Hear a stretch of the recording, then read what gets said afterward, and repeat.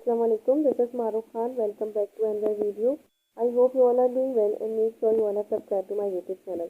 तो इस वीडियो में हम प्रैक्टिकल सेंटर कॉम्प्रिहेंसिव एग्जामिनेशन 2023 के बायोलॉजी के एमसीक्यूज करेंगे।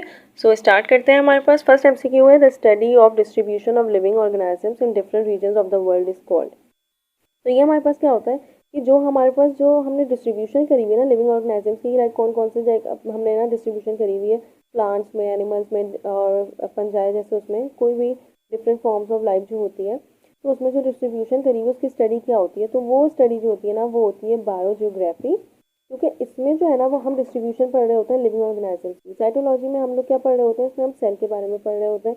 जेनेटिक्स में डीएनए के बारे में पढ़ रहे होते हैं। और बायोटेक्नोलॉजी तो ब्रांच है बायो की, जिसमें हम लोग जो है ना वो बायोलॉजिकल प्रोसेस के बारे में पढ़ रहे होते हैं कि हमें कैसे डिफरेंट प्रोडक्ट्स बनाने हैं, कैसे डेवलप करने हैं लिविंग ऑर्गेनिज्म के लिए और जो सिस्टम के लिए मतलब यूटिलाइज करते हैं।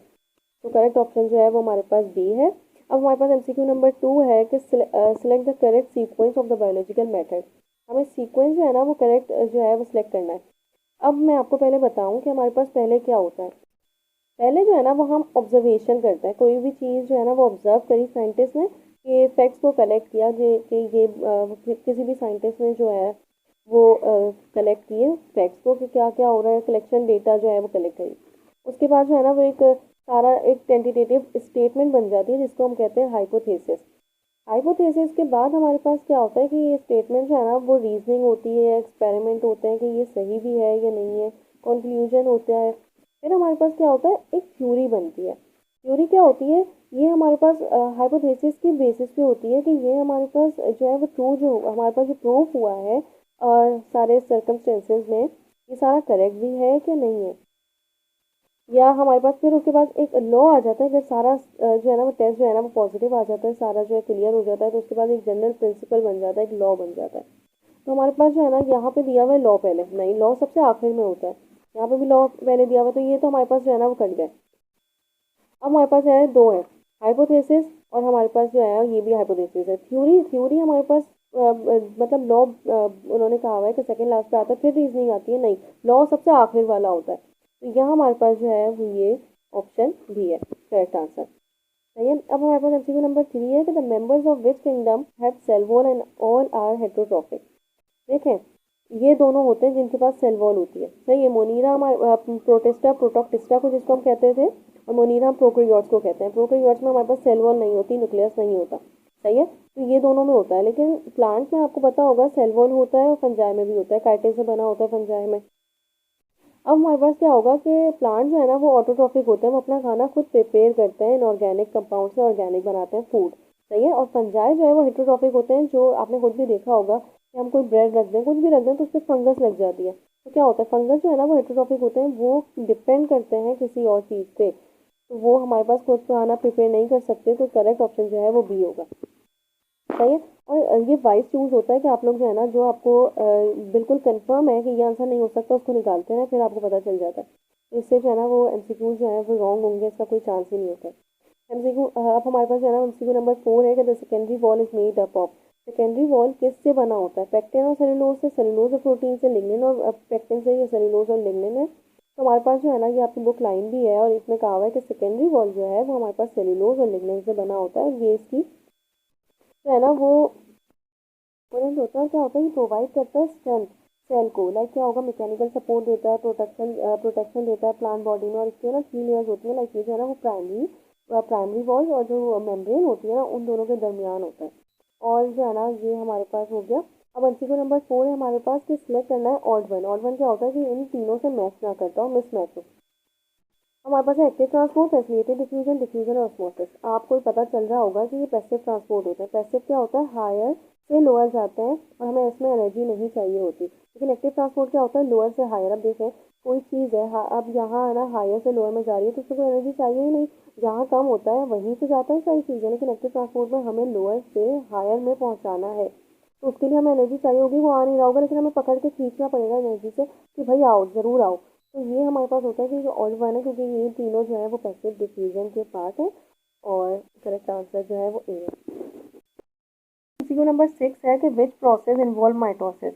हमारे पास कौन सा प्रोसेस है जो इन्वॉल्व होता है माइटोसिस में। पहला है ग्रोथ, रिडक्शन, डिवीजन, एक्सेक्सुअल रिप्रोडक्शन। पहले तो याद रखें कि माइटोसिस जो है ना वो हमारे पास एसेक्सुअल रिप्रोडक्शन में ही इन्वॉल्व होता है। क्या होता है हमारे पास कि अगर हमें कोई चोट लग जाए कोई भी हमारे तो टिश्यूज़ में जो हमारे पास जो रिपेयरिंग होती है ना वो इसी की वजह से होती है, माइटोसिस की वजह से, जबकि मायोसिस जो है वो हमारे पास सेक्सुअल रिप्रोडक्शन में इन्वॉल्व होता है। तो हमारे पास जो है ये तो हो गया कि एसेक्सुअल रिप्रोडक्शन में और एसेक्सुअल रिप्रोडक्शन में है, ये तो हमारे पास दोनों कट गए, सही है, सी और डी तो हमारे पास कट गए। अब हमारे पास बचा है ग्रोथ और रिपेयर या रिडक्शन और डिवीजन। तो याद रखें कि हमारे पास जो डिवीजन होती है ना वो मायोसिस में होती है। अब आगे आप जो पढ़ेंगे तो आप लोगों को पता चलेगा कि सेक्सुअल रिप्रोडक्शन में जो डिवीजन होती है वो उसमें मायोसिस इन्वॉल्व होता है। तो यहाँ ग्रोथ और रिपेयर, ग्रोथ मतलब ग्रोथ रीजनरेशन, कोई भी चीज़ जो है वो सेल का क्या हुआ खत्म हो गया तो रीजनरेशन जो होगी ना वो माइटोसिस की वजह से होगी। रिपेयरिंग जो टिश्यूज़ की होगी वो भी हमारे पास माइटोसिस की वजह से होती है। तो करेक्ट ऑप्शन जो है वो बी है। अब एमसीक्यू नंबर 7 है हमारे पास, the constructive reaction in which large molecules are form to form structure of cell और बॉडी आर कॉल्ड। अब हमारे पास क्या है कि यहाँ कीवर्ड क्या है, कीवर्ड जो है ना वो हमारे पास कंस्ट्रक्टिव रिएक्शन है। कंस्ट्रक्टिव रिएक्शन ही हम क्या कहते हैं, एनाबॉलिक रिएक्शन को कहते हैं। उसमें क्या होता है कि हमारे पास जो है ना वो लार्ज मॉलिक्यूल्स फॉर्म होते हैं, छोटे छोटे छोटे छोटे मॉलिक्यूल्स से, उसमें हमें वाटर भी चाहिए होता है। एनाबॉलिक रिएक्शन वो होता है जिसमें हमें वाटर चाहिए होता है और हम छोटे छोटे मॉलिक्यूल से एक लार्ज मॉलिक्यूल्स बना लेते हैं, और इसी को हम कहते हैं कंस्ट्रक्टिव प्रोसेस। तो ये हमारे पास जो है ना ये एनाबॉलिक रिएक्शन है। की वर्ड ही आपको दिया हुआ है कंस्ट्रक्टिव। अगर यहाँ डिस्ट्रक्टिव आता और कहते हैं कि बड़े मॉलिक्यूल से छोटा मॉलिक्यूल बन रहा है, ब्रेक डाउन हो रही है, सही है, तो उसमें हम कैटाबॉलिक रिएक्शन लगाते हैं, सही है। अब हमारे पास एमसीक्यू नंबर 8 है कि each mole of ATP store energy, हर एक एटीपी के मोल में कितनी एनर्जी होती है। तो ये आपकी बुक लाइन भी है, बाकी ये जो है ना वो आपको मेमोराइज भी करना होता है कि वन जो एटीपी होता है ना वो एनर्जी के बराबर होता है 7.3 किलो कैलोरी पर मोल, सही है। और आप ये भी कर सकते हैं 1300 भी हमारे पास जो है ना ये आ सकता है कैलोरी पर मोल, क्योंकि हमारे पास किलो किस में आता है, हमारे पास 1000 में आता है। अब हमारे पास एमसीक्यू नंबर 9 है कि the splitting of water in presence of light.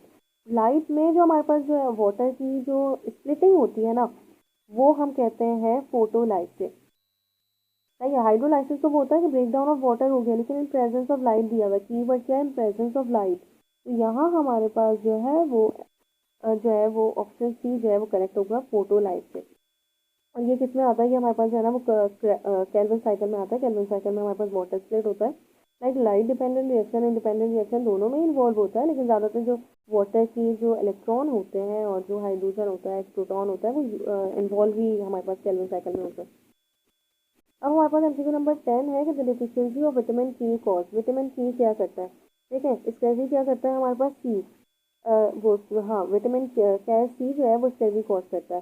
Berry berry तो बी होता है विटामिन, सही है। रिकेट्स क्या होता है, रिकेट्स हमारे पास जो है ना वो जो क्या है कैल्शियम नहीं बन रहा होता ना, शायद देखा होगा आप लोगों ने कि कुछ बच्चों में कैल्शियम की कमी होती है तो उनकी टांगें जो है वो थोड़ी टेढ़ी हो जाती हैं, तो वो जो है वो रिकेट बीमारी होती है। लेकिन एनीमिया क्या होता है कि क्या विटामिन के की डिफिशियंसी हो जाए तो एनीमिया हो जाता है। इसमें क्या होता है, ब्लड क्लॉटिंग नहीं हो रहा। तो विटामिन के का सबसे बड़ा काम ही होता है कि हमारा जो अगर हमें चोट लग जाए तो हमारा आप देखें कि थोड़ा खून निकलने के बाद खुद ब खुद क्लॉटिंग होना शुरू हो जाती है। किसी में विटामिन के डिफिशियंसी हो जाए तो उसका जो है ना वो ब्लड जो है वो क्लॉट होगा ही नहीं, और क्या होगा कि उसकी वजह से उसकी डेथ भी हो सकती है। तो करेक्ट ऑप्शन जो है वो बी है, सही है। अब एमसीक्यू नंबर 9 है कि the normal range of heart beat in minute, एक मिनट में कितनी हार्ट बीट की रेंज होती है, सही है। तो ये हमारे पास जो है ना वो कांस्टेंट होता है, लेकिन आगे पीछे भी हो सकता है, लेकिन नॉर्मल जो है ना वो हमारे पास होता है 60 to 100 हार्ट बीट एक मिनट में। 72 होता है, तो यहाँ 72 आपके पास जो है ये इसमें आएगा। बट नॉट लीस्ट है हमारे पास the movement of prepared food from leaves to different parts of plant through phloem is called. Phloem के जरिए जो हमारे पास प्रिपेयर्ड फूड होता है ना वो हमारे पास क्या हो रहा है कि डिफरेंट पार्ट्स ऑफ बॉडी में जा रहा है। जो ट्रांसपोर्टेशन है ना उसको हम कहते हैं ट्रांसलोकेशन।